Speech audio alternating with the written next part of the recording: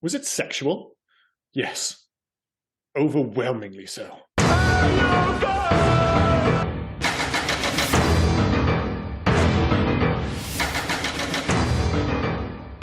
I'm Liam, this is Rob, and welcome to the Hey Guys podcast. This week, we look back at a movie called Somewhere Between Kubrick and Ed Wood, Star Trek and Species, one of the most aggressively erotic movies of the 80s, and undoubtedly one of the strangest. As brilliant as it is terrible, 1985's Lifeforce is a movie of wild contradictions, and in a Hey You Guys first, one that neither of us had seen until last week, basically. So yeah, do I know how I feel about Lifeforce? No, not really. Am I glad it exists? Absolutely. Is it good? I don't know. Does anyone know? Rob, do you know? Is this movie any good? I don't think it's good, but it's also still fun. It's one of those weird ones. Look, right, from the moment 4 astronauts went into the spaceship's vagina, I was in. Mm-hmm. I was in. And you cannot tell me they did not travel through a spaceship vagina. It was pink, it was circular, it was glistening. Like, I'm sorry, dude, but that's what they did. And well, that's the thing. Even like whether it be the design or the actual visual effects, and you could apply this to everything in this movie. The quality is all over the map. Like some parts of this are incredibly impressive. Other bits are hokey. Like the intro is somewhere between Star Trek 2001, like Alien. I wanted to but say, it's also a giant vagina. Like there's a dream sequence in this, which is like pure Dario Argento, like like a giallo.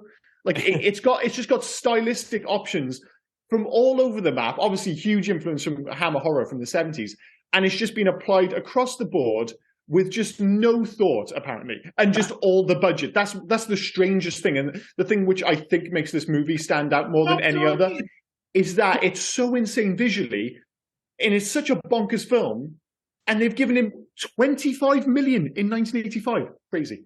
You said 5 things that I tried to interject with then, and you wouldn't shut up. Right. First of all, I wanted to say, yes, they didn't waste any budget on those opening credits. That was just like they typed it into Times New Roman. It's a really weird intro, isn't it? Yeah. And the score is really distracting. It's by the London Symphony Orchestra, and we'll get into that like later on. But it doesn't feel, again, another thing which feels totally out of place in this movie. Like just everything was out. The one thing I wanted to say about this movie was it's so fucking British, isn't it? It's incredibly British, like, and I couldn't decide whether is it supposed to be set like quote unquote modern day. Is it supposed to be set in 1985? I think it's modern day. We will get to the fact that all of these things in regards to NASA and the Space Center and everything was just like, where did their budget go for a start? Because Mission Control just looked like it was in a basement. But it's so weird. Like there's so much budget and it's so inconsistently applied. It's almost as if like they blew a huge amount at the start, then all of a sudden, like I mentioned, like, but there's parts of this film which are hugely visually distinct. The bit you said at the start with the vagina spaceship, yeah. It's like in another world. This is the Geiger of the movie world, but instead, because it's insane, it didn't catch on. It's like an artistic dead end for sci-fi that we never saw again. Like the difference is, like Ridley Scott took B-movie material and basically decided to elevate it, whereas Tobe Hooper like totally embraced like the B-movie credentials, but still applied that huge budget. But like I said, he applied it at the start of the film, which looks, I know it looks like a vagina, but it looks like a really impressive space vagina. It reminded me of Star Trek: The Motion Picture. Which I hope they never do a crossover with Event Horizon. And Jesus Christ. Because Event Horizon ship was a massive penis, and now this is a massive vagina.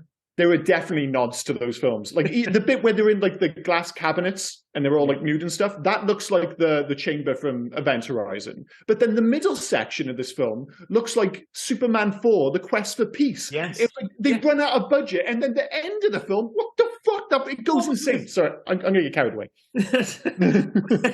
What else is new? What was with the floating bats? Now, I appreciate that was them. That's what they turned into. So they're humanoid and then they become... But, like, why were they just stuck floating? Like, this spaceship apparently is meant to be a technological marvel, from what I can gather. But it was just a cavern. for flying like demon bats, basically. Yeah. Sexy demon bats.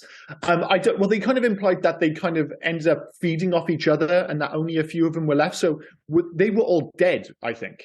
Yeah. Like so when they went in, those were all just dead vampire sex bats, and then obviously there were 3 space sex bats. Space sex bats, I do apologize. Yeah. And then like the last 3 of them turned themselves into humanoids based on the desires of the people on the ship, of the what's it called?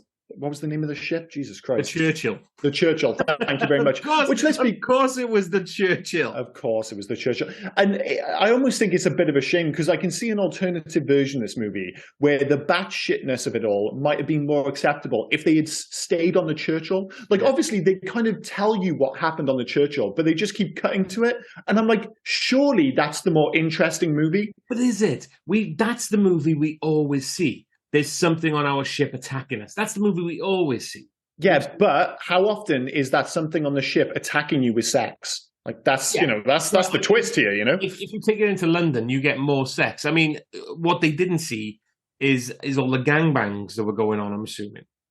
Well, you say London. The first part, like the middle section, again, it clearly isn't shot in London. Again, I'm just using Milton Keynes as an example because this is another Canon film, and Superman 4 was famously shot in Milton Keynes.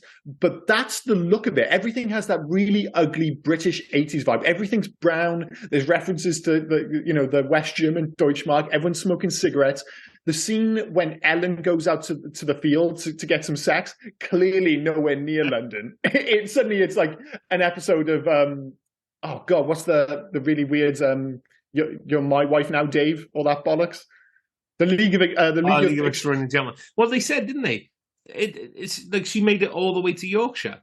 That's where he was from. He was from Yorkshire. Oh, is that where they were? Oh, so she made she was in Yorkshire, so that's why she was wearing sexy green tarp, of course. And the weirdest pants I've ever seen. Oh, it was so strange. And I didn't even know that Patrick Stewart, and I'm getting over just how bizarre this is. Patrick Stewart just suddenly decides to show up and act his fucking ass off. With his sex noises. So many sex noises. But, we will. I will say, the design of the bat, I don't know what the fuck they're called. The ones that get the life force sucked out of them. And you got these weird mummified zombie bat. They're kind of like sexy zombie mutants. The ones that are basically just look like bone until yeah. The design of them looks great, right? I'll give the designer, whoever designed that, they're due. That is fucking fantastic, and it's probably in fact. But I will have to say the guy as well is a 12-year-old boy. Because when he did the redhead naked woman, he had to put a massive bush on her as well. Do you reckon he was laughing as he's putting a massive red bush on this? Oh, you mean when she kind of got sucked to the life force and the woman was like strapped down kind of thing? Yeah, and they did. So the woman that was in, so she was the woman that was in the park they first found. Yeah. And they took her back to the space lab or whatever you want to call it, and they strapped her down, and it was like part of that whole testing thing when they were trying to figure out how long they had after they had their life force sucked out of them. Yeah. And it was that's how they figured out it was like 2 hours or whatever it was. And part of it was that woman strapped down on the table who was nude, and you just think in any other film with the straps, one of the straps would cover her lady bit, but instead they're like, no, somebody weaved this giant ginger bush. So that's exactly what we're going to have up on screen. But I know what you mean. Like the surroundings in those sequences are also drab, but the visual effects are still really impressive. Yeah. Like the animatronics in those sequences, they're a bit cheesy by today's standards, but on a physical effects basis from something made in 1985, it still totally works. You said about the straps, right? And the inconsistency of wanting to show boobs or not show boobs. Like, they were all in on showing... What was she credited as? Bless her. The space lady. I think she was... she was called Space Girl. Matilda May, French actress. Space Girl. They were all in on showing her boobs. They showed it right at the beginning. They showed it at the end. But for some reason, when you have Steve Railsback, who plays Carlson, the only American in this entire thing...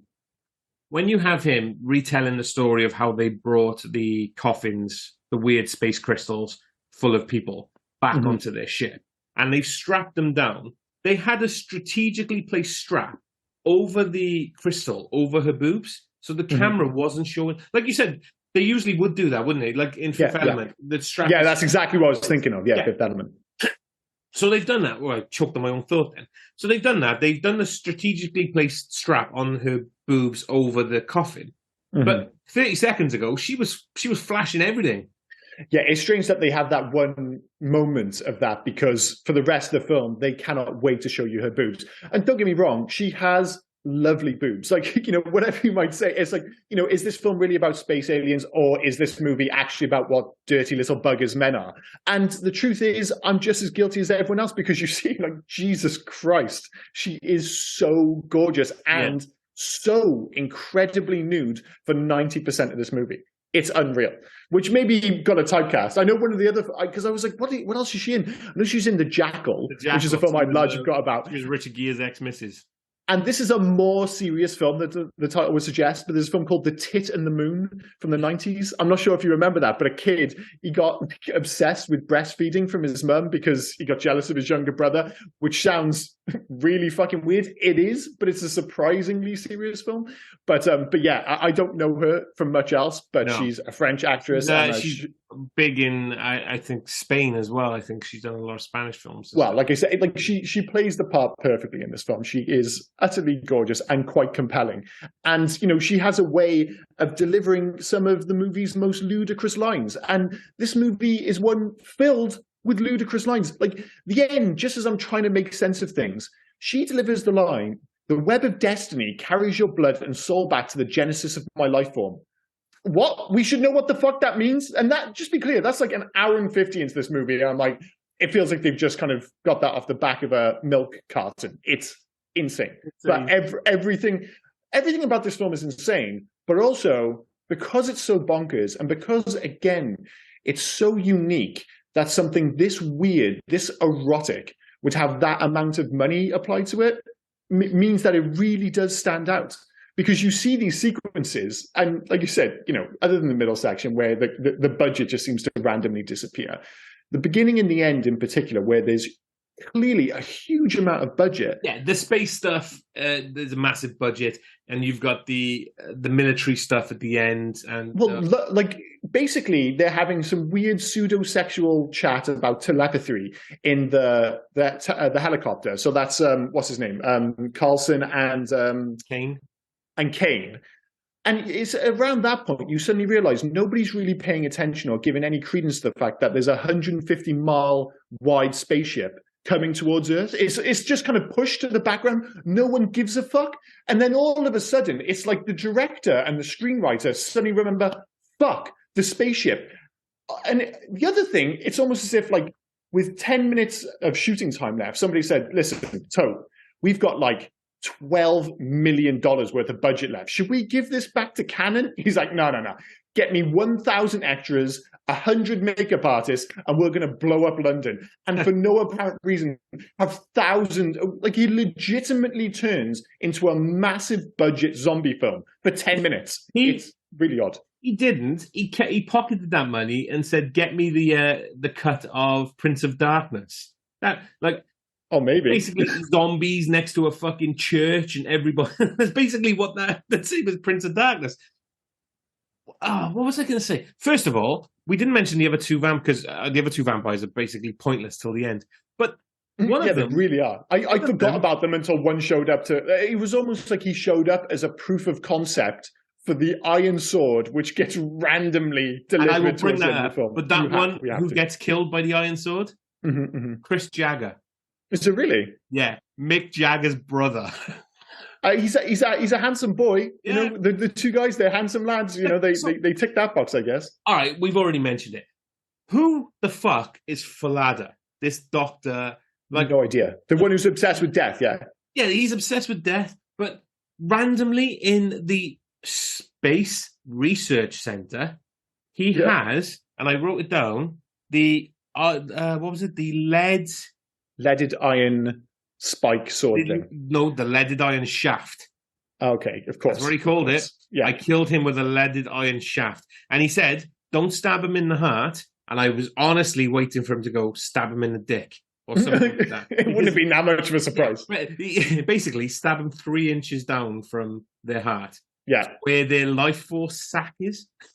Well, yeah, but he says it with such confidence. He's like, oh, it's just like vampires. It must be done in the old ways. And he literally says it must be done in the old ways. So because apparently the old ways are a leaded iron shaft and an energy center that's 2 inches below the heart. And everyone's just like, sure. Like, what the fuck? One, how does he know this? Two, how in any way is that the old ways? Surely the old ways is a wooden stake and their heart, not a leaded stake and their energy center. You reckon they went on about the whole leaded thing just so bullets could kill them?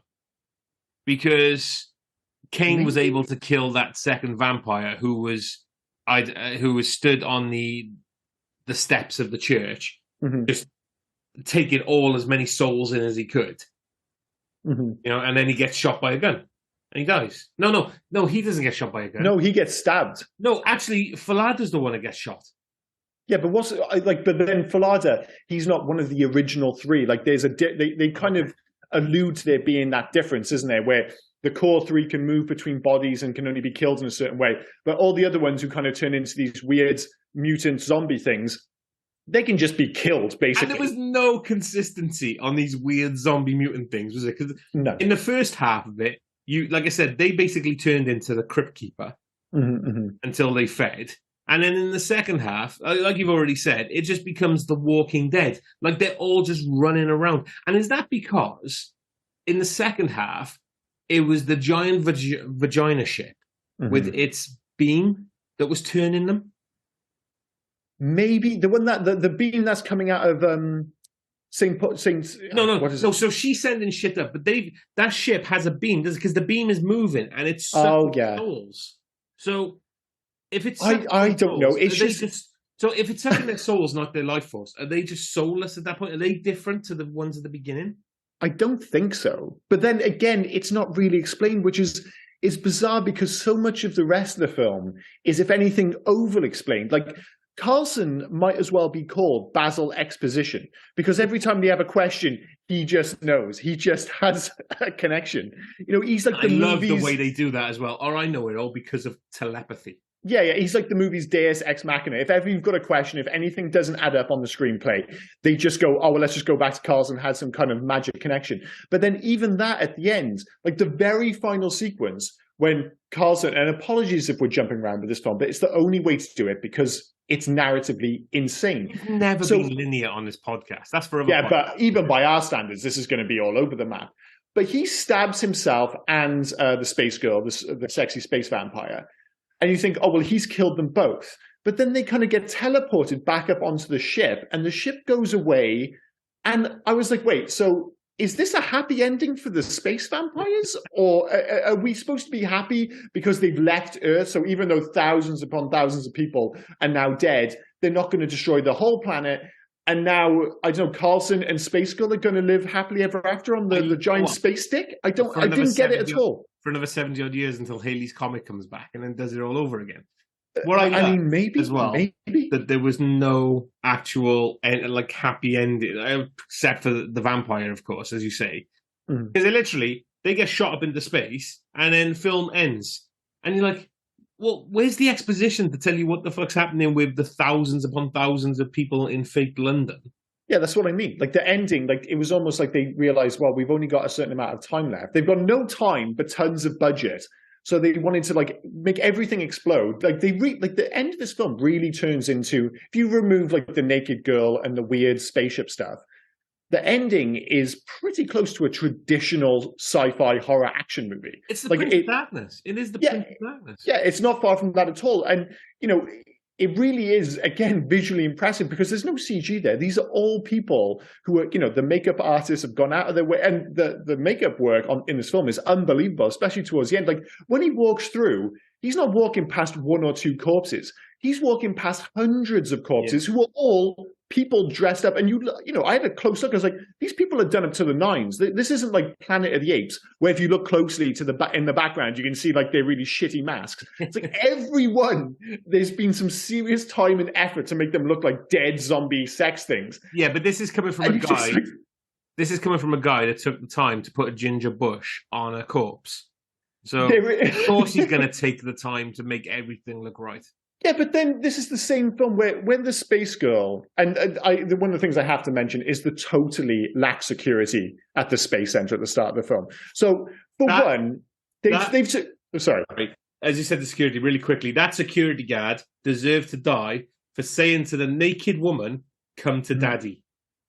Yes, he does say "come to daddy," but I think that's not as egregious as the guy who sees a naked alien woman and tries to lure her towards him with a biscuit. With a fucking biscuit. I was like, that can't be a biscuit in his hand. That can't be. It's like, oh no, he's trying to lure her like one would a fucking puppy or I don't know, a rat.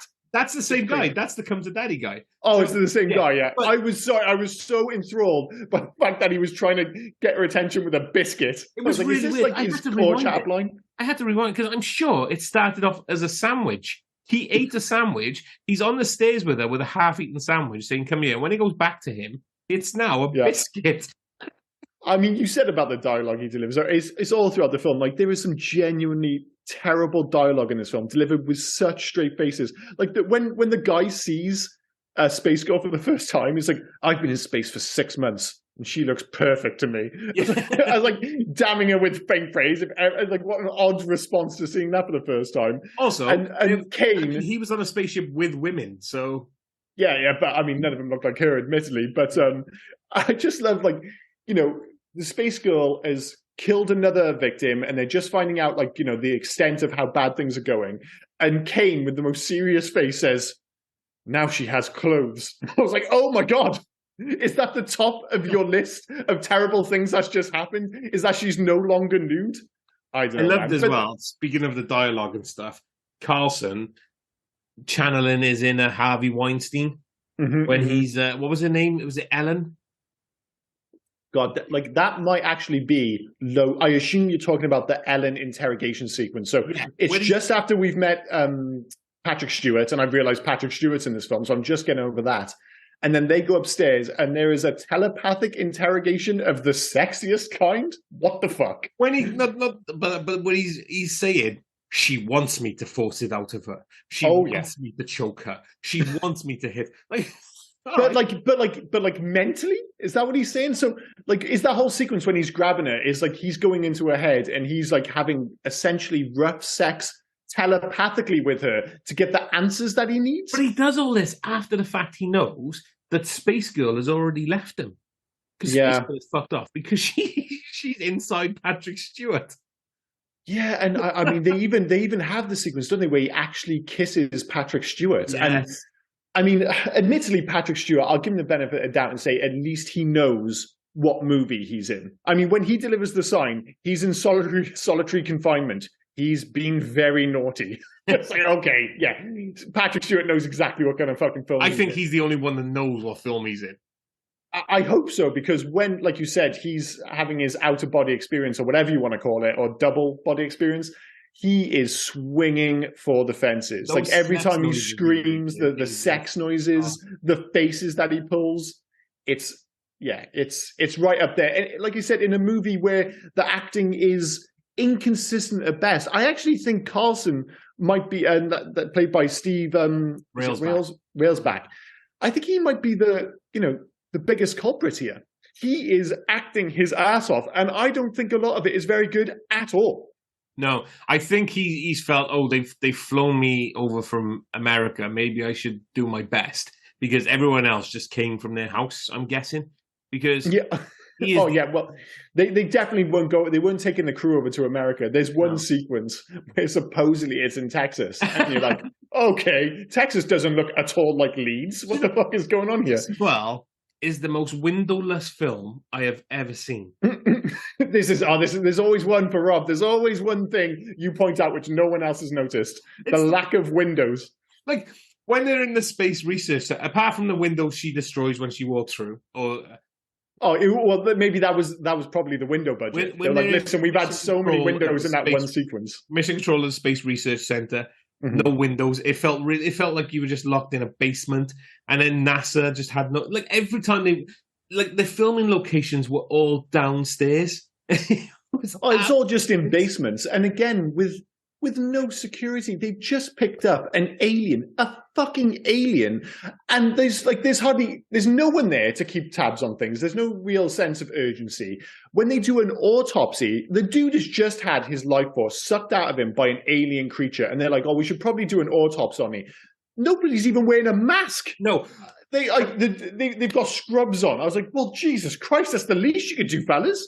Speaking of masks, that's when they go back to Space Girl and the guard walks in to touch her boob or whatever he's trying to do.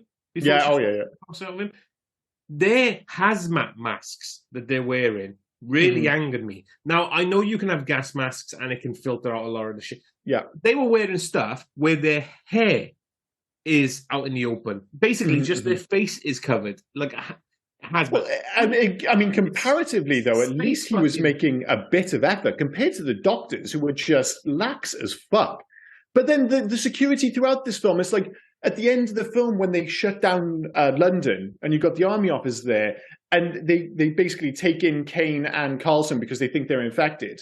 And they're like, oh, well, we have to keep you here for at least 2 hours in case you're infected. And it's like, no, you don't. I know exactly what's going on. And then they just cut to them all in a room together, chilling out. Like, oh, what he did say, he did say everything was fine. Like, he wouldn't even wait. It wasn't like, oh, I have to stay in quarantine for a month. And they're like, oh, well, there are pressing issues going on. It's 2 hours. Like, fuck it. Go on and get over here, buddy. Let's get on with things. I had Red Dawn vibes where they stood either side of the fence and they're talking. And then King goes, no, trust me. I'm a member of the SAS. You can, okay, yeah, we'll go into a house, a tent together. And I'll tell you about a thermonuclear weapon we're going to use. Don't use it just yet. Yeah, just gives up all the good straight away. Not only that, like, again, no thought of like, if they're infected, maybe wear masks. Say, let's get in a small room together and give up all our secrets. Like, Jesus fucking Christ, fellas. But then, maybe it's just the Britishness of it all. Because like you said, this film is so aggressively British. And, you get like the BBC at the start of the films. And it's just like, our listeners might be interested to know that historically, comics were considered to mean, oh, I don't know, you're fucked or whatever it is. I'm like, that doesn't happen on the BBC. What the hell's going on here? How much did they fight the urge to introduce cups of tea into this? I mean, they really did.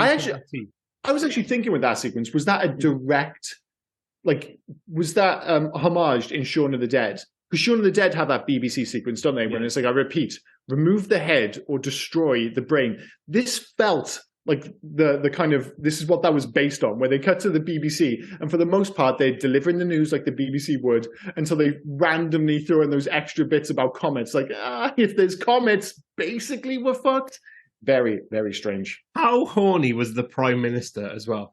I'll get to you in a second. Let me just speak to my secretary. Come with me, secretary. Whatever her name is, Janice or whatever. And then he's behind the door. He's going, oh, Janice, as he tries to suck her life force. And you've got Carlson and Kane who are looking through the door like a pair of cucks.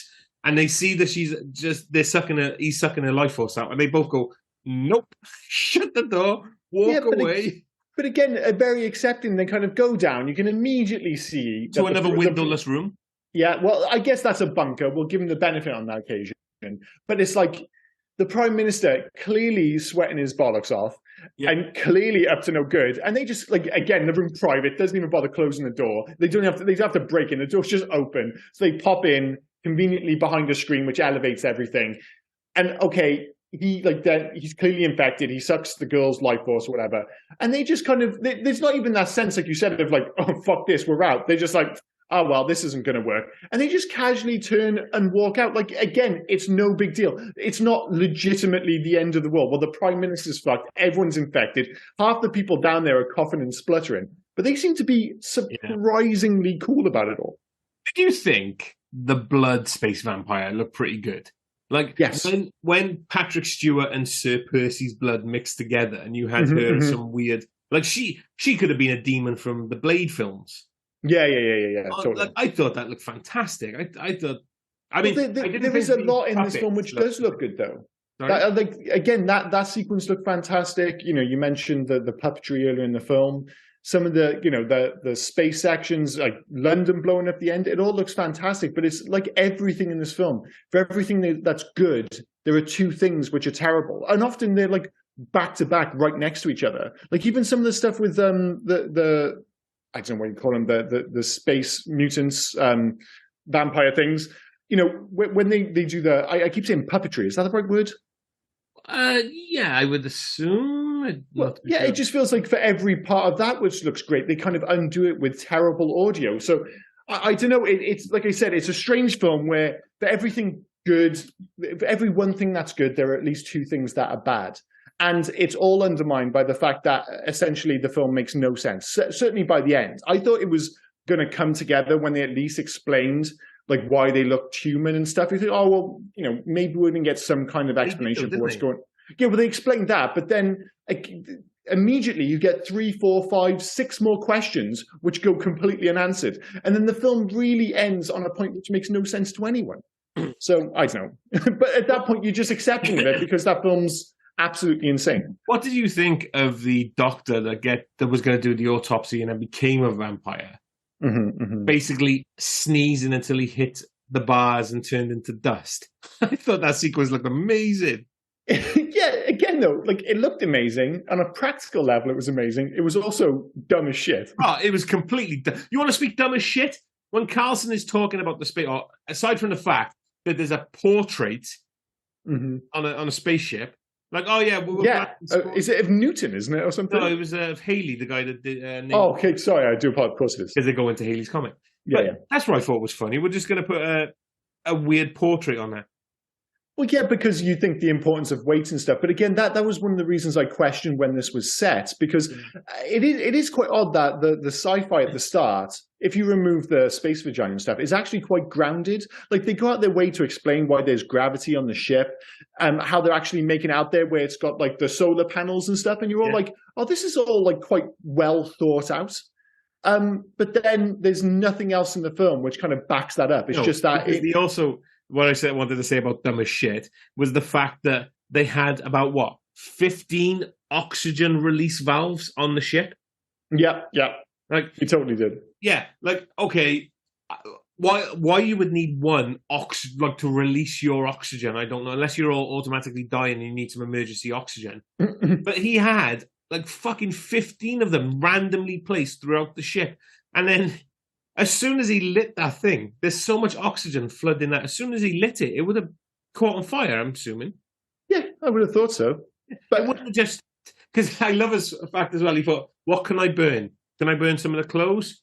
Can I burn some of the equipment we got? No, I'll burn the bat. Yes, of course. Yeah, because why not? Why wouldn't you? Yeah. But it's just strange because, as you mentioned that, like so much of this suggests that the screenplay was so like half-baked, and I think that was one of the problems. Like Hooper is Tobe Hooper, isn't it? Tobe Hooper, the director, said the movie had a great look, which it does, but it had no screenplay. Like, again, no shit. But this was based on a novel called The Space Vampires from 1976, so they've got like a basis to work from. You would think that fundamentally this movie should make more sense because it's not just, somebody's writing it as they go. I know you still have to write the screenplay and stuff, but the concept for the film is there.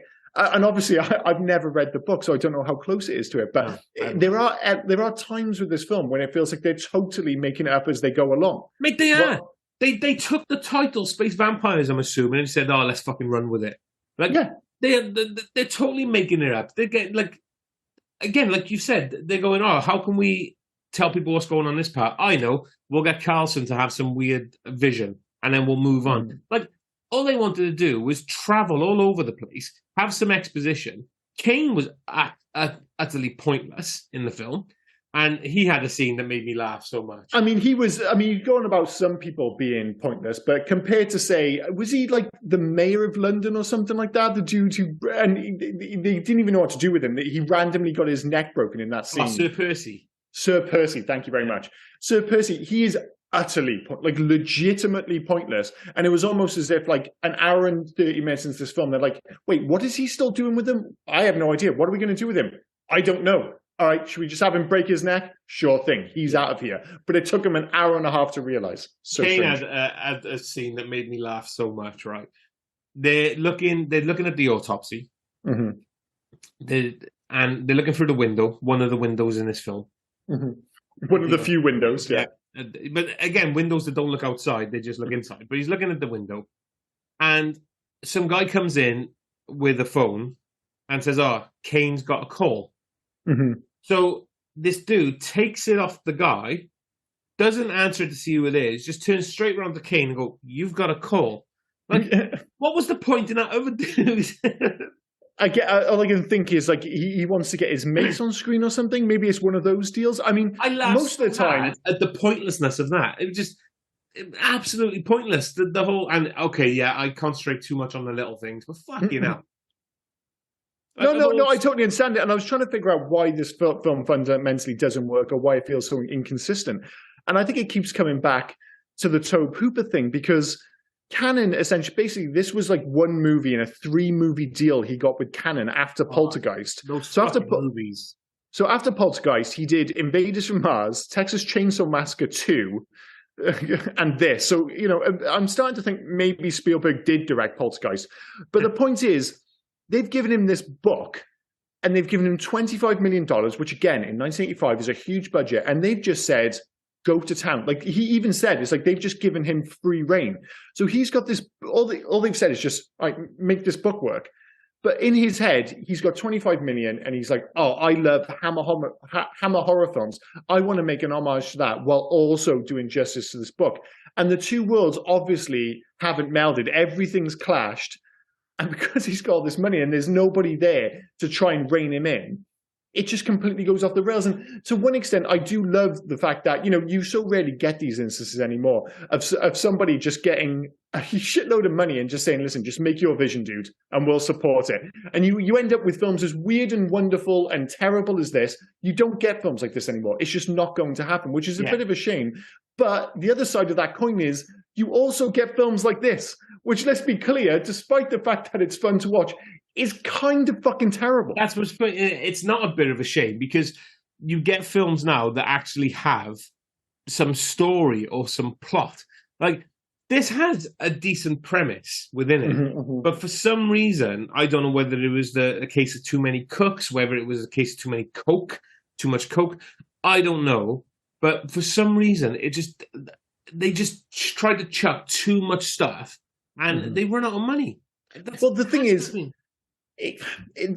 I know what you mean in terms of like, oh, modern day films would have like a plot and stuff, but the other side of that is a lot of modern day films end up being very vanilla, in so much that they're all created by committee. And, you know, like I've said about like the Marvel films, like the Marvel films are very good, but I find them relatively bland after a while, because you can feel the cogs whirling, you can feel the decisions made in boardrooms. You know, you get it with Disney films, and I'm not criticizing them, they're all very well made films, but they're not interesting like this is. Like, this is, obviously it doesn't all work. It doesn't all work at all.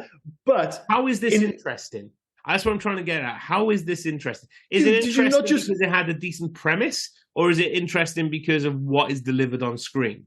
Both. 100. Like the fact is, this movie is so utterly unique, because the fact of the matter is, this book, this premise, shouldn't have been given 25 million in 1985, and it certainly shouldn't have been given free reign. When it only made stupid like 12 million back. Yeah, if this was like a 12 million film and it had like genuine quality control, and you had like a room of people working on it, and like the screenplay being written, like, you know, reviewed by a bunch of people, you would have a more coherent film for sure. But what you have instead is this batshit singular vision from a director who's got too much power and too much money.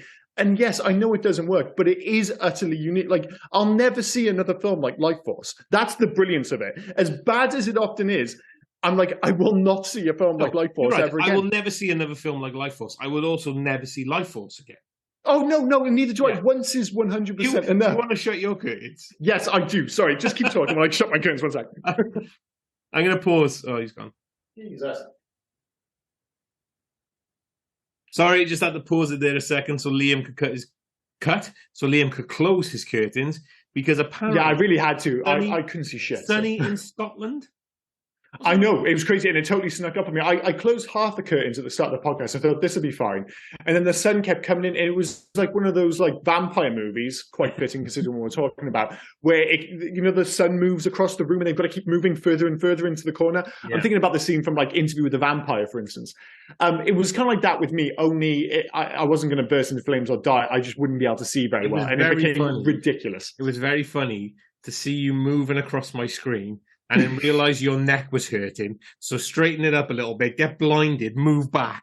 So I thought at some point I'm going to have to ask you if you want to close your No, God bless you for doing it, because I had no more room left. I had moved right across. If my wife had walked in there, she's like, what the fuck are you sitting in the corner of the room recording a podcast? I'm like, because of the sun. Because of the sun. I could have asked you 20 minutes ago, but you never shut up enough for me to actually ask you. Well, yeah, you got to take that opportunity. If I, take a breath, stop talking for just a moment, jump in there. That's the point. At the end of the film, right? Actually, we'll get back to the film now. Are they actually fucking before they go up in space? It's always tricky, isn't it? Get naked. I didn't see him get naked. I'm always wary of people having stand-up sex, especially just like literally, you haven't even lifted it. You're just like, what, in and off to the races? I'm not sure about that. Yeah, but I mean, for somebody who's 13 foot tall, it's a bit difficult, isn't it? Well, there is that, of course, but on the other side, like you get that a lot in movies, don't you? When people are just kind of just slip it in and they're off to the race. There's never any of the awkwardness of actual sex. Or the awkwardness of having sex in a bed with the blanket over you, like right over your shoulders. Oh, yeah, well, that's the other end of the spectrum, isn't it? It's like when you can't show everything. And it's just like, who has ever had sex like that other than Amish people? But yeah, I assume they were having sex, but that, like I said, my big issue was like, I don't get what's going on. Like they have that whole moment where Carlson, again, really acting his ass off, is saying, why me? Why me? And they kind of imply it's like, you're one of us. And I'm like, wait, what? I don't get that. And then they go off into the ship, and instead of being stabbed and dead, they're kind of still together on the dick ship. Speaking of stabbed and dead. So I assume you have no answer for that, just to be clear. I don't have. Oh, that's okay. No, I just want to make sure I hadn't missed anything. No, I didn't have any answer. I didn't know whether they were having sex or what was going on. But you just brought up stabbed and dead. Mm-hmm. I want to know the logistics of that. Mm-hmm. Okay. Oh, like stabbing over your shoulder, through her back, and then through yourself as well. I thought he stabbed it through himself. He stabbed. I thought he stabbed. He went over her shoulder, went through her back, through her stomach, and then through him. I thought he went through himself and through her. Oh, what? Like through his back? Yeah. And then, no, I mean, I need to watch this. I'm sure. I'm pretty sure. Well, that wouldn't work unless you could, like, dislocate your shoulders. Either way, in body, how is he dislocating his shoulder enough to do? I don't think you need to, because they dropped that weird unwieldy sword, which again, kind of like we did the Critters last week, and one of my big issues was that the guns didn't have any handles or triggers. Now in this film, it is a sword, but you can see that the handle's far too chunky. I watch Forged in Fire all the time, and that would not pass the testing. It just wouldn't. They'd be like, listen, the blade's okay. The forge. It took some minor glinting, but the handle just isn't comfortable in my hand. I have to keep it. But anyway, if he catches it above his head and he just brings it down over her shoulders, it's awkward, but I don't think you need to dislocate your shoulders. I don't think there's enough. It was so long, his reach would not be enough to get... No, I know what you mean. Yeah, so I see what you mean now. So it's not so much dislocating his shoulders so much as he needs arms which are like 1.5 foot longer. Yeah. Yeah, because like once he gets it over, he would be stabbing downwards kind of into a butt rather than to have the length of arm to reach over her shoulder to then turn the blade and cut through her back into his stomach. Yeah, that is a big issue. That is a big issue. All whilst he's docked inside her, apparently, because they haven't moved. Yeah, because they're not like really like having sex. He's either kind of like, I don't know, like humping the like top of her thighs, or he's just, like you say, he's just docked. He's just in her. Not even hard. So gross. He's just thumbed in a semi. Just left it in there. Like a worm. There had to be something sexually gross. I mean, this film, I mentioned in the intro, is outrageously erotic, and it's one of the things we've really not emphasized, because we keep saying, it's got... No, but just how weird that is, because we mentioned the fact that this has a 25 million budget and it's really weird. But it also has a 25 million budget and is super erotic. And I'm just like, what part of the world, who thought that was going to make money? Well, the only thing that's more erotic than this that I can remember is Cat People. Yeah, but that didn't have a 25 million budget. No, and I had better actors. That was random as fuck. Well, there was. All I could think is somebody in a room at Canon, and obviously it's one of the reasons that they went under. They went, well, Alien is popular. 2001 is a hit. Star Trek is bigger than it's ever been. And, everyone loves porn. So this film has to work. Like, that's all I can think. It was like, that's the discussion that they've had. You are obsessed with the budget. You were obsessed with it. I can't help it. I was like, I cannot believe this movie got made. Like, all the way through, I'm having this constant, like I said, it's amazing that this movie exists. But just when I think things can't get any weirder, that finale happens. When suddenly this looks like a genuine tentpole summer blockbuster. That's the kind of level we're talking about. And I'm just like, in my head, I just can't believe anyone was in a room. And we've said it before. We blamed it on Coke being far too, available in Hollywood in the 80s. Who in their right mind saw the script or the book and thought, yeah, we should just give this guy all this money and just no control and just... Tobe says it, doesn't he? So he said in an interview, director Tobe Hooper discussed how Canon Films gave him $25 million, free reign, and Colin Wilson's book, The Space Vampires. Yeah. He then shares how giddy he was. I thought I'd go back to my roots and make a 70mm Hammer film.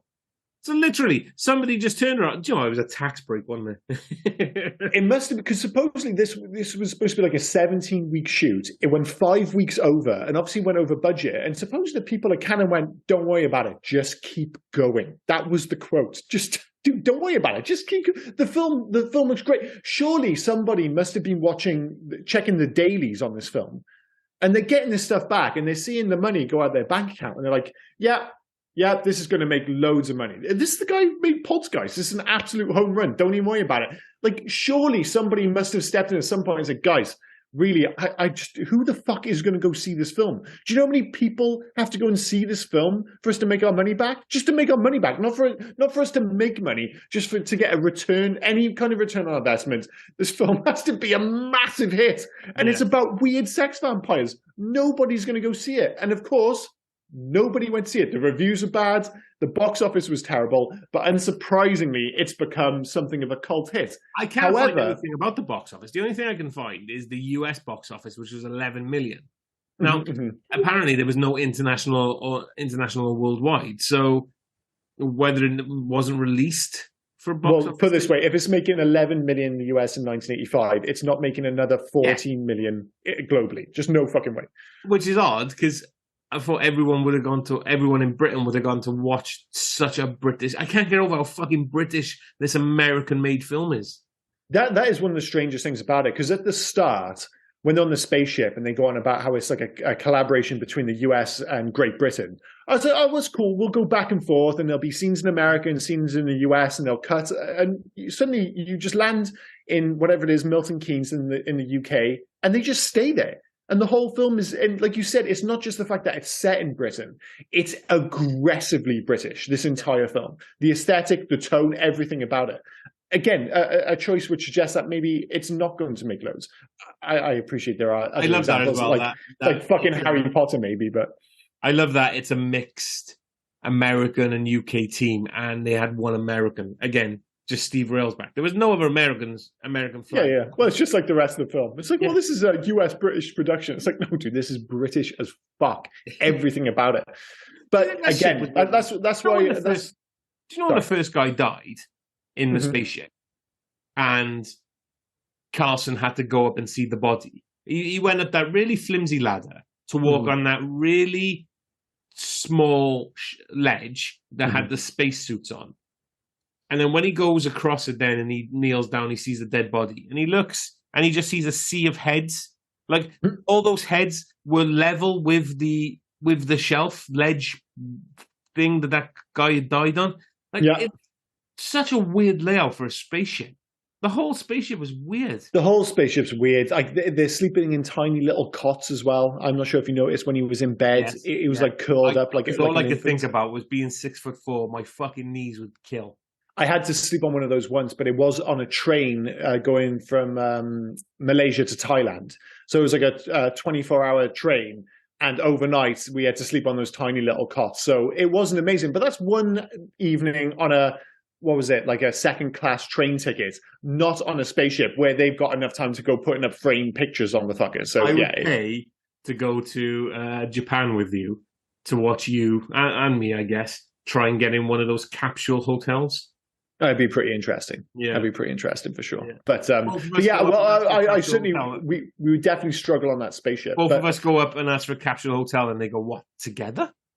Oh, Jesus Christ! Well, I said, they obviously just don't make things in my size. I went to like a traditional kind of like Japanese tea house, and we had breakfast, and they gave you like a robe with the full works, and they just looked at me and just said jumbo. That's it. That's the only word they had for me, was just like jumbo. I was like, well, yeah, get me the jumbo one. Did the jumbo one fit? No. So I went down to breakfast in this jumbo robe, fully aware that like just about covering my bits, just about. So people seeing your reverse cheeseburger as you walk past. Reverse cheese, that is fucking horrid, dude. That's the worst thing I think anyone's ever said on this podcast. I've never even heard of a reverse cheeseburger, and I don't think I'm going to Google it. Put it that way. Jeez, are we going to end talking about the film on reverse cheeseburger? I think we might do. We'll have to. Okay, so favorite scene, probably the intro for me. That was when when I started watching this film, I had genuinely high hopes because it was clearly bonkers. But as I said, visually, there were hints of Stanley Kubrick. There were hints of Star Trek, the motion picture. It was really imaginative. I was like, you can really see the budget up on screen. And then things get more and more wound up in the kind of the narrative, which goes nowhere, or does go somewhere, but doesn't make any sense. And up until, the London scene at the end becomes a lot more visually bland, which is a bit of a disappointment. But I remember my high hopes from that intro sequence. So I'm going to say, not the intro, like you said, where you have the terrible font and the London Symphony Orchestra doing their bizarre soundtrack for this film. I mean the bit when they actually go into the ship, because I think it still looks fantastic to this day. No, that's my favorite scene as well, when they actually enter the vagina and go through the fallopian tube, because it's insane. You start thinking, the fucking sexual connotations that they're hinting at already is absolutely nuts. What the fuck is going to happen with this film? And then it goes off the rails pretty quickly. It's like they've all just lost the plot. Or they got too caught up in the plot. It gets very talky, as I said. There's a lot of that Basil exposition stuff. They try and explain far too much away, and it becomes so convoluted and caught up in its own nonsense that the movie pays a price for it. So even when they do go big with explosions at the end, you're just too confused to really care about the fact that it all looks so impressive. Yeah. And you're just constantly asking, I don't know what's going on. Why are people saying these things? Why are these things happening on screen? And as I said, it's a shame because the stuff actually happening is impressive, but it's just hard to give a shit by that point. In terms of loves, number one, yes, I am the dirty boy they're talking about in this film. Space Girl, Matilda May, absolutely gorgeous. I'm as guilty as the rest of the crew, I can tell you that much. I was going to say, because she was going to be in my love, I was going to say, am I going to sound like a dirty old man if I say Space Girl? Dude, she spends the whole movie walking around naked, looking dirty old man. Unbelievable. I don't think it's dirty old man. I think it's human nature. I think it's fine. Two, the fact that it's often visually stunning. I've already mentioned the intro. And three, I'll say like the core premise and the sheer audacity of trying to turn this into a mainstream movie. It's like, yes, it becomes too convoluted eventually, but the fact that premise was taken, given that budget and put on the screen, I still think is an amazing thing in its own unique way. So they're my three. Space Girl for me. Yeah, fair enough. If you've already said it, being a dirty old man, so I can jump on that bandwagon. Patrick Stewart. Yeah, that's fair enough. In the minimal, because he was third build, so I was expecting more from him. Yeah, that's crazy. But it's only because it's a cast who are like, he's the only person in this film who I'd ever heard of. Yeah, I think the only other one I've always known of Steve Railsback. So I'd never known of Steve Railsback. Pete Firth, who plays Kane, I think he's on the TV show Spooks. That's about it. But it's like, I know him that, as the bad guy from Chill Factor. I've told you about that film before. Well, there you go. Cuba Gooding Jr. and Skeet Ulrich, where they've got to keep an explosive cold, hence the name, and they're being followed by that dude.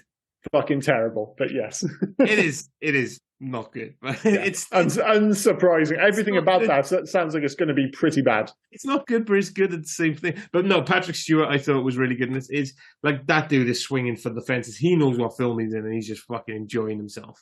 Oh yeah, he's acting like he's acting on stage. Yeah. I mean, that voice. He's already got that big booming voice, but he's thrown it about for sure.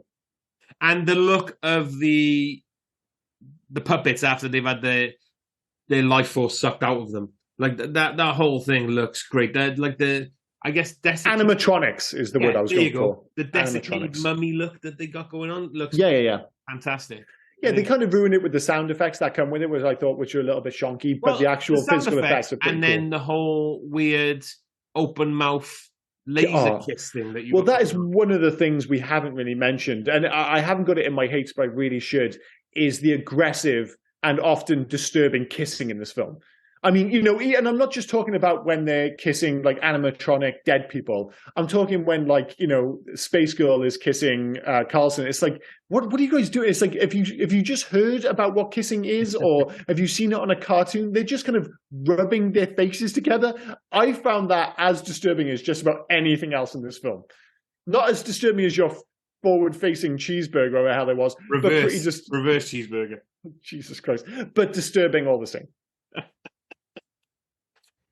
Go into your hates. I've done my loves. Oh, hates. Well, the kissing, I'm going to add that in as an additional one. But I've got the fact that some of the acting is shockingly bad. And it runs all the way through the film. Kane, who is mostly pretty good, there's a sequence at the end where you mentioned one of the other three, like the two dudes who are largely forgotten about. He shows up on the steps, gives his speech, again, turns into a giant demon bat, which must have cost a fortune, despite the fact it was totally pointless.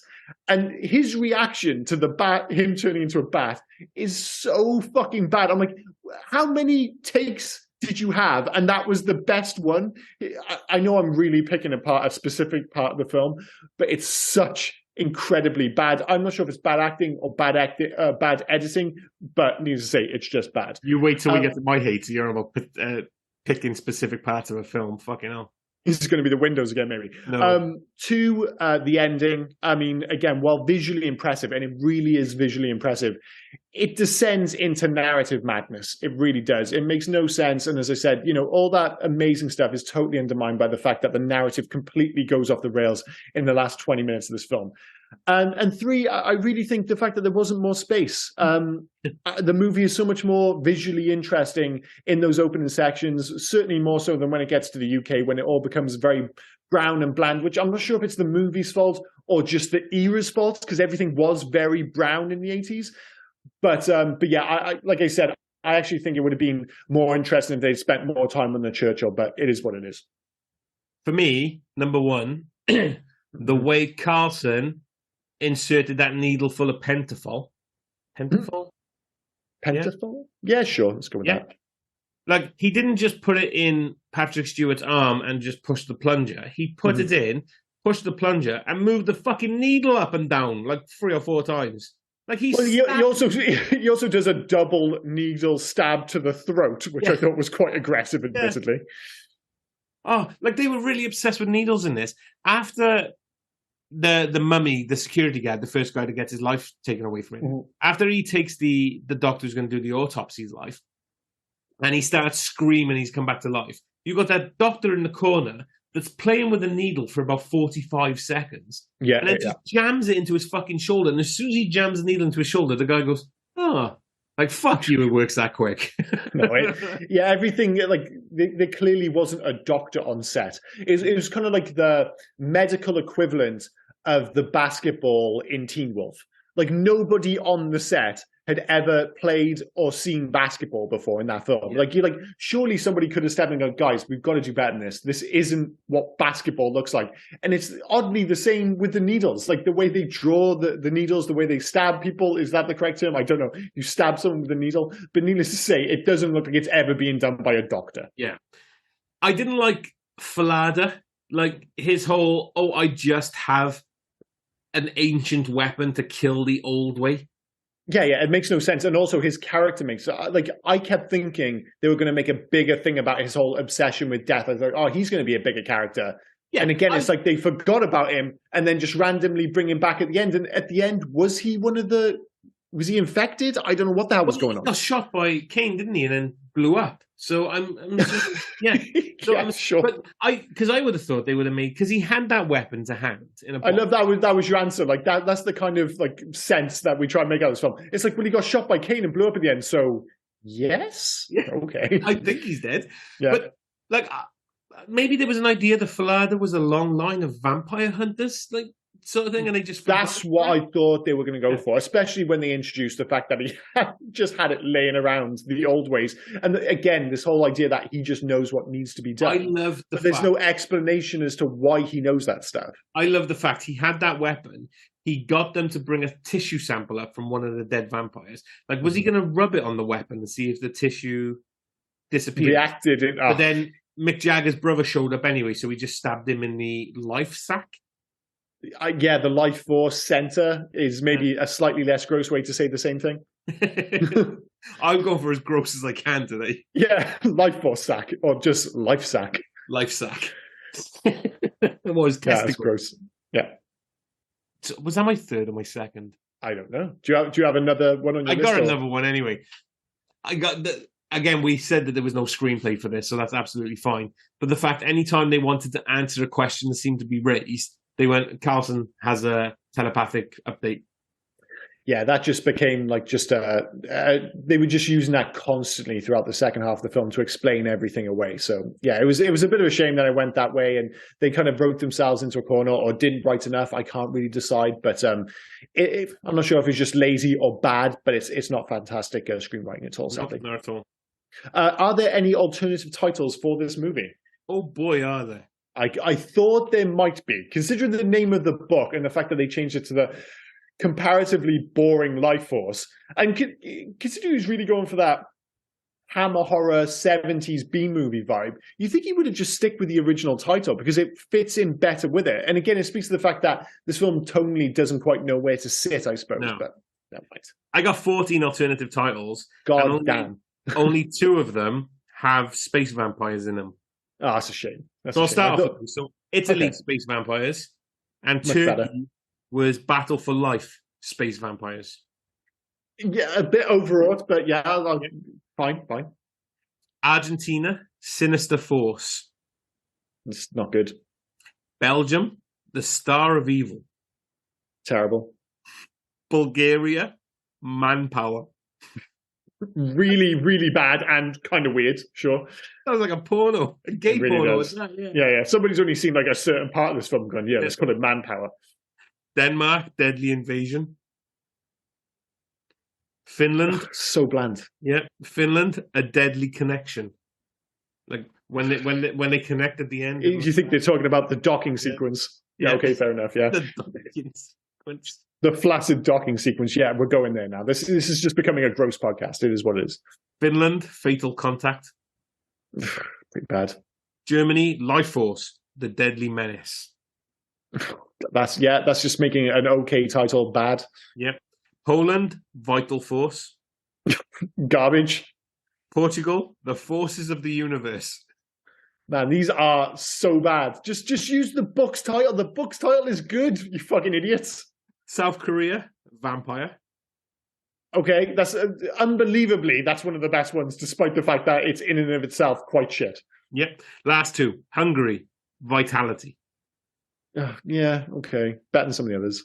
Greece, literally just watched, I don't know, maybe 30 seconds of a specific part of this film and went, I know what we'll call it. A Naked Threat. A Naked, again, one of the better ones, despite the fact that it's not very good. It's just amazing that they all had the title "The Space Vampires" to work with, and they came up with those instead. It's such a shame. It's an unforgivable oversight as far as I'm concerned. I do love our alternative title section. It's fucking brilliant. No, it does. It's just a shame that I really thought this one was going to deliver the goods. You know, I was hoping for a Stallone Cobra kind of situation, but instead they've taken what could have been a really fun section and made it a little bit bland. So I keep hoping for a Germany's answer to Kickboxer Karate Tiger 3. Oh yeah, that was another great one. Like again, those ones that make no sense. These ones, they kind of make sense, but in a really boring way. So they've disappointed us with Lifeforce, but still fun to go through. Yeah. Do you have any facts, sir? I do indeed. You got any before I carry on? No, go fill your boots, mate. Fill my boots. Matilda May, who played Space Girl, had to learn her lines phonetically for her audition as Space Girl because she didn't know any English at the time. She pulls it off? Yeah. May then learned how to speak English during the 6 months she spent in England on the movie. 6 months on this movie. That's a lot of time on this movie. That's a lot. Although, to learn English, Jesus Christ, well done. Yeah. Well done, Space Girl. Matilda May again. had rubber soles glued to the bottom of her feet in order to avoid cutting them during the scene in which she walks out of the building after breaking the glass windows. Ah, shoot the glass. Yep. The only time there was glass, there was windows. I'm obsessed with the windows. Patrick Stewart has said several times that Tobe Hooper was his favorite director to work with. And I ask, why? I mean, again, if someone's just been allowed to kind of just go for it, I suppose, in any moment, and maybe they just had a good relationship. Again, you could make an argument that Patrick Stewart is good in this film because he's the one person who's really aware of the film he's in and can pull it off. Like, maybe that's the difference, because Carlson at times, he's really going for it. There's no two ways. He's just not as good an actor as Patrick Stewart. So I think maybe because Patrick Stewart comes in with his big, booming stage voice, it just kind of fits the movie a bit better. So maybe that's why I liked it.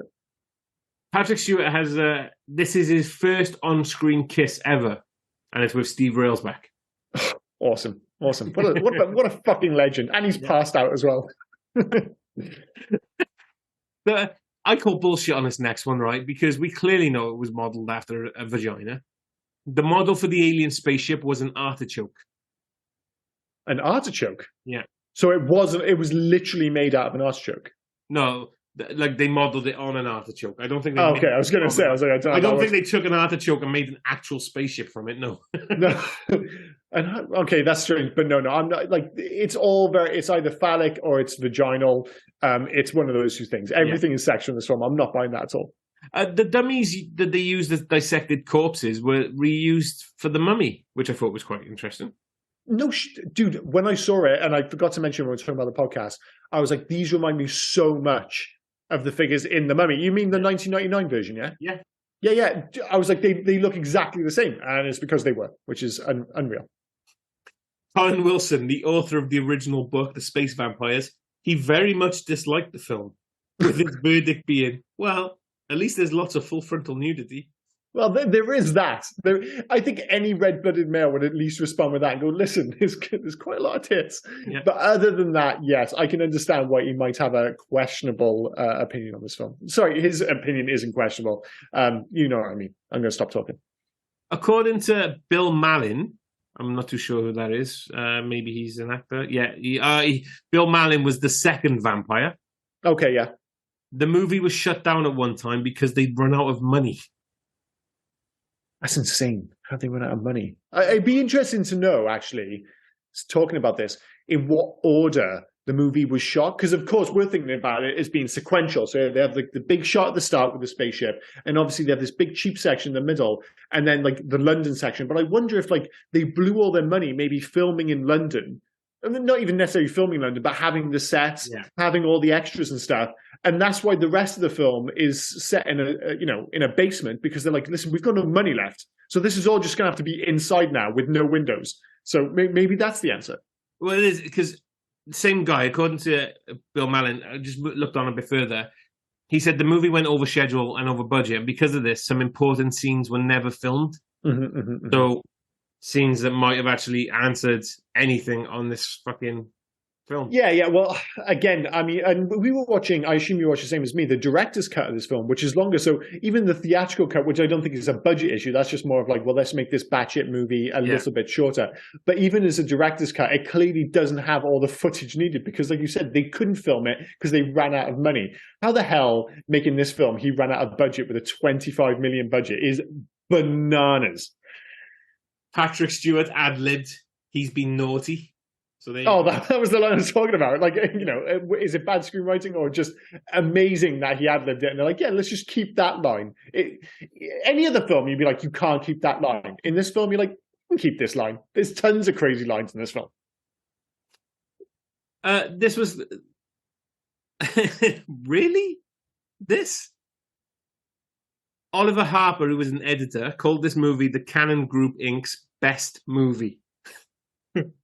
I'm not sure about that. Obviously, they haven't seen Masters of the Universe, Jesus Christ, which is a better film. I mean, how is Canon still making movies, or how were Canon making movies? Well, there's a whole other story about Canon. There's a great documentary on them, actually, in terms of how dodgy it all was. But, again, all very 80s, to say the least. But, I can see how some people might feel quite positive about this film because, again, it's strange, it's unique. There's nothing else like it. You know, you can see why it's got that cult following.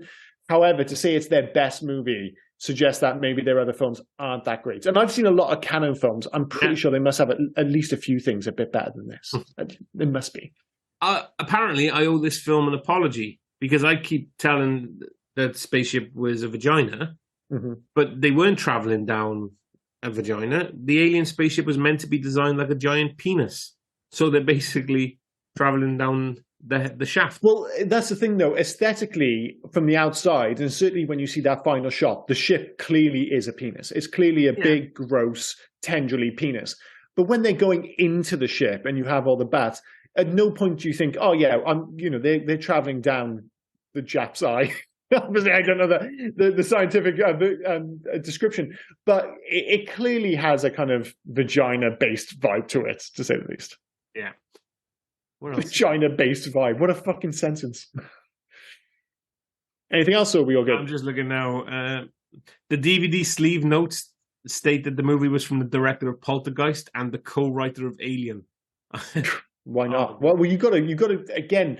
If your film's clearly going to be a flop, you've got to do anything to get people through the door. And that, I guess, was the big draw. The fact, and it was the reason, obviously, he got that 3-movie contract with Canon, is because he made Poltergeist. And there are visual nods to Poltergeist. The stuff where their souls come flying out the body, that's pure Poltergeist. There are nods to it, and there are visual similarities of style. However, this film is not as good as Poltergeist, I'll tell you that much. No. And it's not just because the premise is batshit crazy. The acting, the writing, everything about it, it's not as good as Poltergeist, sadly.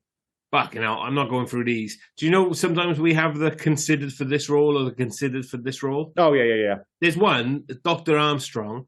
There's got to be 50 names on you considered for. Well, that's maybe where all the money went. They were just constantly seeing actors for roles which were just totally unnecessary. Honestly, it's the same for them all. Dr. Falada, about 50 names. Roger Derabridge, I wouldn't even know who the fuck that dude was. 50 names, like Jesus. So you could almost suggest that the production of this film was a little bit unstructured, dare I say? Maybe.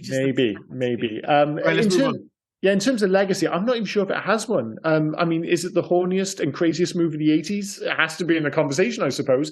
But other than that, I mean, we've mentioned a bunch of times that this is like a cult movie now. But the truth is, nobody talks about this film. And when, this is the cultiest of cult movies. I'm sure there is a corner of the internet that absolutely adores this movie. But I think if you went out into the street and you said to 1,000 people randomly, have you seen the movie Lifeforce? Not only would they say no, the vast, vast majority, most of them be like, I have no idea what you're talking about. I don't think this movie has lived on in the popular consciousness at all. And I don't just mean now.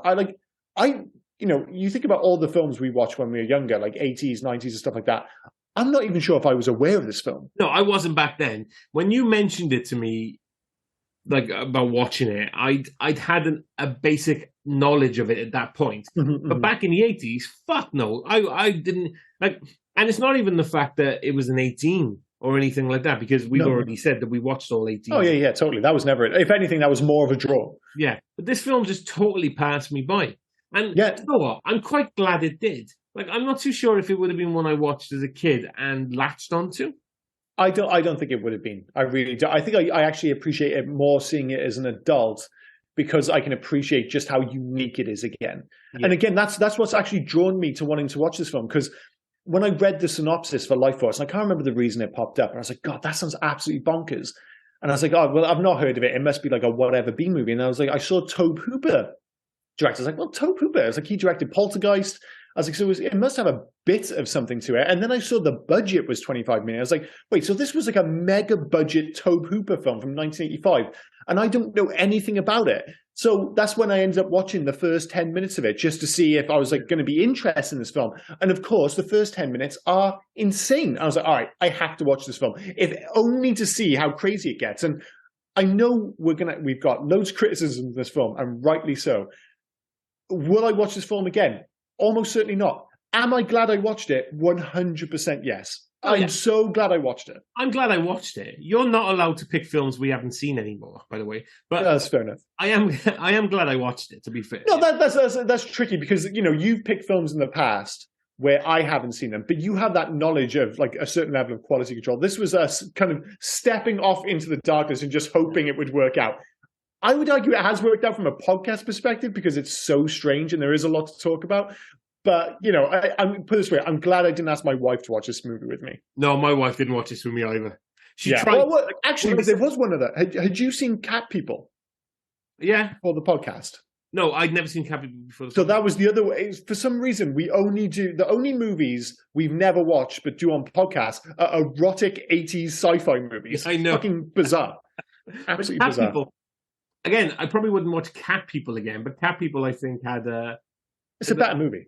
Yeah, it was a better movie. Oh, 100%. But again, it has that kind of arty feel. It's weird that it's got like big names attached to it, and it definitely feels a movie of its time and place. But I can understand how it got made. This movie, I don't get it. I just don't get how it happened. In terms of the score, I've already mentioned the London Symphony Orchestra, who obviously that was a big deal because they're very high on the credits list at the start of the film. Yeah. The fact that they didn't have big names in the starring roles because it came up like fifth. It's like, oh god, the London Symphony Orchestra is involved. It's like, all right, cool. The score is great in and of itself, but it doesn't fit the movie at all. And you get it right from that opening sequence. Such an aggressive intro. It's like the score for like a period fantasy movie, not a traditional sci-fi score at all. And at the end, when London's getting blown up, it sounds like the score from Willow. It's so fucking bizarre. And clearly there's very talented people working on the score for this film, but it doesn't belong in this film at all. It's one of the strangest scores I've ever come across. Not in, like, if you just played it, you'd be like, oh, that's a traditional fantasy score. You apply it to this film, you're like, well, that doesn't fucking work at all. It's really, like, usually when you think of, like, an orchestra kind of scoring a movie, you can imagine someone like Hans Zimmer or something like that, having the movie up on a screen, and they're scoring it as they see it. Yeah. I think they've just put a score together, and they just said, well, will this do for your film? Sure, we'll give it a bash. He literally said, right, we've got a space film where you have sexy vampires sucking the life force out of people. Now, I don't. There's no way they had that much information. There's no way if you gave them that information, they come up with that score, because that score does not match that description at all. Nothing in this fucking film matches with the next thing in this film. Well, at least the score could have been a little bit more, I don't know, sci-fi-ish. I don't know if he was going for a whole, like, oh, well, it was weird that Star Wars had a traditional score. Like, that was a big deal back in 1977, because that never happened. So I love the fact he was just going for, like, a different style of score for a bizarrely sci-fi, erotic 80s movie. It's like, well, this doesn't really work, but maybe it'll work in its own unique way. It doesn't. I love the fact that you're actually insisting that they wrote something for this and they didn't just find it somewhere. Like, oh, we'll use this piece of work that I had 5 years ago that we'd never used. Well, it's like if you're going to get, like, they obviously, again, they would have had to pay quite a bit of money, I assume, to get the orchestra in place. And then for this to be what the outcome of it, again, it all points towards a movie which was either ill-conceived or poorly put together. But again, though, like so much else in this film, in and of itself, it's good. In the same way, some of the effects are good. Some of the delivery is good. But as a whole, it's all just hodgepodge and it doesn't work. And the score is as guilty as anything else in this film, sadly. Right, you need to move on from the score. You're obsessed. I do. In terms of video games, well, there is a video game called Lifeforce, which is actually called Salamander in Japan, known everywhere else as Lifeforce.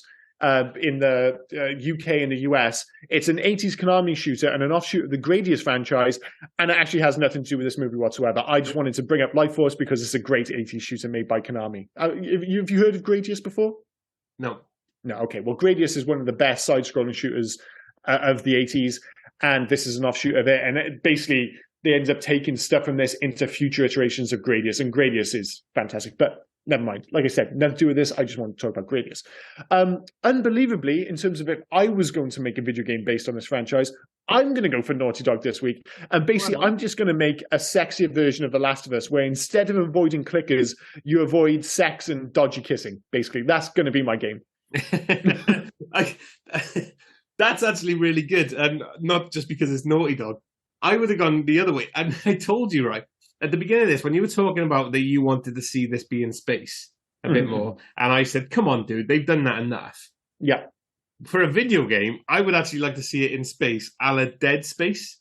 but just with sexy vampires instead. Sexy vampires, yeah. Yeah, because you could have them like transform occasionally as well. Like, and so you would have like trying to avoid sex is one of the parts of the kind of the gameplay. The other bit is trying to avoid them when they're in their like vampire form, where you could almost make, like Alien Isolation, where you can't even kill them, you just have to hide. And then as the rest of the crew, because you can have it on a much bigger spaceship in a video game, the crew get transformed into basically zombies. So you have zombies to deal with. They're your kind of cannon fodder. You have the giant space bats, which are your Mr. X/alien, which you just have to escape from. And then the sex bits, I'm not sure how you're going to implement that, but you've got to have some sex in this fucking game. You just have to. I mean, in all fairness, you win with Naughty Dog.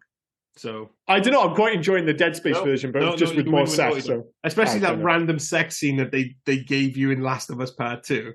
I've not played. Well, I've only played the first 5 hours of Last of Us Part 2. Well, so I have no idea what you're talking about. There's a very aggressive sex scene. Is there really? Yeah. Jesus Christ. In Last of Us. Well, like I said, the Last of Us. I'm just thinking more of the gameplay, but less gritty, more sexy, basically. Yeah, it's fine. You win, Naughty Dog.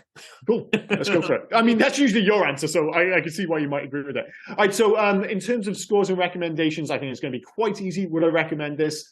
No fucking way. I would if you were one of my friends is like a proper cinephile, and I think in the same way we've appreciated certain aspects of this film, I think he would enjoy the madness of it. Like I said, he's big into Italian cinema, so he'd love the fact that there's just a random giallo dream sequence in this film, just kind of thrown in out of nowhere. It makes no sense, but sure, let's just fucking go with it. There's enough here for cinephiles to latch onto, because it's bonkers, because it's so unique. But in terms of recommending this to just anyone, no fucking way. If you want to keep them as a friend, do not recommend Lifeforce. It's just too weird to exist. I would recommend it to anyone, mate. I enjoyed it, but cinephile... Well, no, say I'd seen it, say I watched that today, and you said, shall I watch this? I would probably recommend it to you, albeit with caveats. I'd be like, dude, it's so weird, you kind of have to see it. I would be like, it would 100% come with caveats. Like, dude, really weird, just be clear, it's not great, but it's so fucking weird, you kind of have to see it. It's really weird, because I'm a guy that wants people to watch that film Rubber, about the killer tire. But yeah, I wouldn't... That's a much easier sell than this. Much easier. It's a crazy concept, but fundamentally, that's a straightforward B movie. This is anything but straightforward. Anything. Once you get to the end of Rubber, you're like, all right, well, that was about a killer tire. It's insane, but it fundamentally made sense. When he goes flying up into the spaceship, docked with his new girlfriend, you're like, all right, what the fuck? What the fuck? I have no idea. No idea. I love how you've latched onto the docking. Well, you brought it into my... Oh, Jesus Christ, it's so upsetting. So, yeah, in terms of scores, it's a very, very interesting 2, but it's a 2 for sure. Oh, it's a 2. Yeah, it is 100% a 2. You can see what they've been... Well, no, actually, you can see what they've been trying to do with this film. There's a glimpse of a good film in this. There is definitely a glimpse of a good film, but unfortunately, it fails on the mark. And I hate to say it, I think it's because it's like 90% British. It just doesn't feel right. Yeah, it's just weird. Like I said, I think he's just been afforded too much freedom, too much power. It just hasn't worked out. There's more than enough here, like you said, to suggest that a good film, or at least a very interesting film, could have been made out of this. There's very good individual parts to this film, like loads of stuff you could pick in and of itself and go, well, that's good, that's good, that's good. Why is it when it's all mashed together, it doesn't work? It's just too inconsistent. It's too all over the shop. So yes, despite some very delicious ingredients, it doesn't work as a meal, sadly. So a very clumsy forced analogy. I do apologize, but it is what it is. So yes, that's been 1985's absolutely bonkers Lifeforce. Tell me, sir, that we're going to do something a little bit more straightforward next week. Yeah, we're going to go straightforward next week. But before I bring up next week's film, I just wanted to actually give a nod to a listener who's reached out to us. Mm-hmm. So Carl Lind from Arizona. He just sent us a message saying, gentlemen, I love your podcast. I grew up in the 80s in Arizona. The first episode I listened to was The Wraith. That is one of my all-time favorite movies. And it was filmed south of where I grew up. Keep up the good work. He goes on to say then about how he loves subjecting his wife to these 80s films. But he's asked us to cover a film that I've been flying the banner for, not on this podcast, but I've mentioned it to you in private a few times. Solar Babies with Jason Patric. Yeah, Solar Babies is an interesting one. I wouldn't mind doing it because the premise is more interesting than the title would suggest. I'll go on record now and say Solar Babies is one of the worst titles for a movie of all time. Absolutely. It's fucking horrible. Like when you hear Solar Babies, like that just sounds the worst. And then when you see what it actually is, you're like, it looks kind of terrible, but in an oddly awesome way. So I'd be all for Solar Babies. When I tell you the premise of Solar Babies, just the synopsis, right? Like, so the title is Solar Babies. I love it. Wait, so are they doing Solar Babies next week? Just to be clear, no, we're not. No, we're not. The title is Solar Babies, but it's about a post-apocalyptic world where there is no water. Well, actually, there's a little bit of water being controlled by a government, a la Tank Girl. Or Mad Max or anything post-apocalyptic, yeah. And the main sport is basically a load of kids on, not even rollerblades, roller skates. Yeah. Traditional kind of 70s style skates. And there is a scene that I shared with you of them jumping over a bridge, which we're going to save for the podcast because it's worth doing this movie just to talk about that scene and the fact that it makes, like, if this film makes no sense, and it doesn't make any sense, that scene certainly makes no sense. So at some point, and it will be my choice, I have no doubt. Dude, you're not going to suddenly get me go, I guess we'll do Solar Babies this week. Yeah. No fucking chance. That will be anyway, So thanks, Carl. We will look into covering Solar Babies. Yeah, thanks, Carl. I'm going to put question mark next to that one, but we'll see. If anyone else fancies reaching out, giving us any recommendations, or just saying how much you like our stuff, feel free.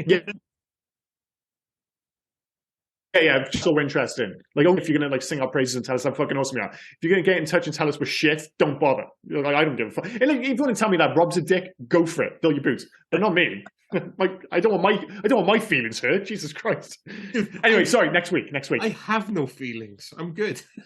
Oh, that's all right. You're dead inside. Yes, absolutely fine. Yeah. Right. So next week we're doing the better film because you were wrong. We're doing Bloodsport. Well, like you said, that's subjective. I'm very glad we're doing Bloodsport. I feel like, if you do Kickboxer, you have to cover Bloodsport. Yeah, and I'm surprised we left it so long between films, but yeah. I mean, the thing is, like I said when we did the Kickboxer podcast, I was like, it's a cat's whisker between the two. And it's when I was younger, my preference was Kickboxer, but the last time I watched Bloodsport, I enjoyed it a lot more than I did when I was younger. So perhaps it is the better of the two. We'll find out next week. So yes. This week has been the utterly batshit Lifeforce. Next week is a much more traditional 80s martial arts film, Bloodsport. Can I make a suggestion? Yeah, go for it. I mean, find some time and watch the 4 sequels. Of what? Bloodsport? Yeah.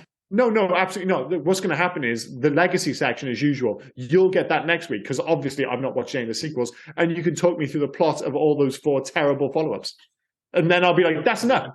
Maybe I'll watch a trailer to go with it. That's as much as getting at me. There's no fucking way I'm watching the sequels. Bloodsport 2, The Next Kumite. Oh, gee, of course it's called The Next Film. That's actually kind of cool. That annoys me. That's kind of cool. Anyway, this has been Lifeforce. Join us next week for Bloodsport and a synopsis of all its terrible sequels. Thanks as always for listening, guys. Cheers. Bye-bye. Cheers, guys. I love how you're trying to cut me off. I'll just keep talking. I'm the editor in this. I'll just keep going. Son of a bitch. I can't blame you. I spend most of the fucking podcast filibustering you. So, yeah, that seems only fair. Cheers, guys. We'll see you soon. Cheers. Bye. Oh, and before we forget, here is Rob with all the finer details. Got to get through those, dude. Yeah, so basically you can find us on Twitter, Instagram, and Facebook at HeyYouGuys80s. We're also on email at HeyYouGuys80s@gmail.com. Please feel free to drop us any recommendations, any corrections or omissions we may have missed from any of the films that we've covered. Just get them in. And also, if you could, please leave us some 5-star reviews. That would really help us. And we'd like to thank, as always, Darry Fletcher at Darry Doodles for the fantastic artwork that we're now producing. Thanks for that, mate. Cheers, Darry. Yeah. And thanks again for listening, and we will see you next week. Cheers. Bye.